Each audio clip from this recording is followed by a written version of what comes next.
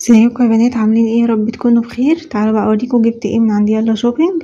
هنفتح الاوردر مع بعض، هو اوردر صغير بس حبيت برضو اوريهولكوا علشان عايزه اقولكوا على حاجه مهمه كده. كنت عامله عليها فيديو قبل كده فعايزه اكلمكم فيها تاني، فتابعي معايا الفيديو للاخر، ولو عجبك ما تنسيش تحطيلي لايك، ولو مش مشتركه في القناه اشتركي وفعلي زر الجرس عشان يوصلك اشعار اول ما انزل فيديو جديد. ويلا بينا نبدا الفيديو. بصوا يا بنات، البيج بتاعت يلا شوبينج دي انا عرفتها اصلا من على الانستجرام، بس هي عندها بيج على الانستجرام وبيج على الفيسبوك، وعندها كمان رقم واتساب للتواصل حتى مكتوب اهو على الباكج يعني بتاعتها. انا طلبت من عندها الجيل لاينر ده بتاع انجلوت، اللي هو الاسود درجة 77. انا كنت مصوره لكم بقى فيديو قبل كده بالجيل لاينر ده، كنت طالباه برضو من عند حد بس كنت طالباه تقسيم. كنت طالبه نص، يعني نص العبوه. فالمهم ان هي قعدت عندي ما قعدتش كتير، وبعدين لقيته نشف خالص فجبت له القطره بتاعت انجلوت. برضو ما بيتراش خلاص، هو تقريبا باظ يعني ما بقاش ينفع خالص للشغل، فاضطريت ان انا اجيب واحد غيره. بس فاضطريت ان انا اجيب واحد غيره، بس قلت بصراحة المرة دي مش هجيبه تقسيم، انا هجيبه كامل. الموضوع بقى اللي انا كنت عايزة اقولكوا عليه في موضوع التقسيم ده، ما تثقوش في اي حد يا جماعة في موضوع التقسيم. فزي ما قلت لكم انا ما عنديش مشكله خالص مع الحاجات التقسيم، وانا جبت كذا حاجه تقسيم على فكره، وبجيب من ناس موثوق فيها.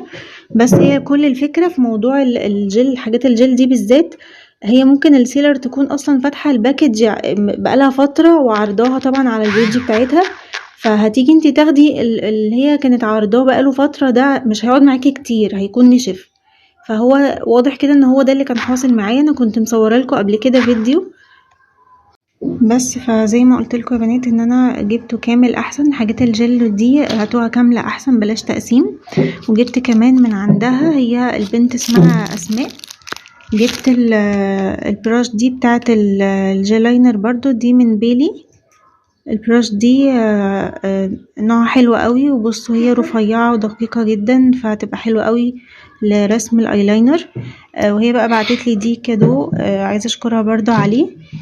بصوا يا بنات، انا بحب لما اجيب حاجه من مكان ويكون التعامل كويس وفي سرعه في التوصيل والمندوب يكون كويس والحاجه تجيلي زي ما انا طالباها بالظبط، احب اكلمكم عليها واقول لكم عشان لو حد عايز يجرب نفس التجربه او يتعامل مع نفس السيلر يتعامل.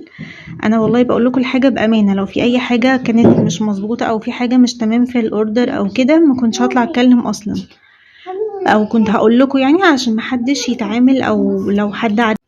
بس يا بنات، هي دي كانت الحاجات اللي انا طلبتها من عندها. على فكرة الجيل لاينر ده غالي دلوقتي، هو بقى ب400، وفي ناس بتبيعه ب420 كمان، بس هي عندها كانت عاملة عليه اوفر، كان ب360، فكان سعره حلو قوي. البراش دي سعرها اصلا حوالي 120 جنيه تقريبا او 150، كانت برضو عاملة عليها اوفر كانت ب65.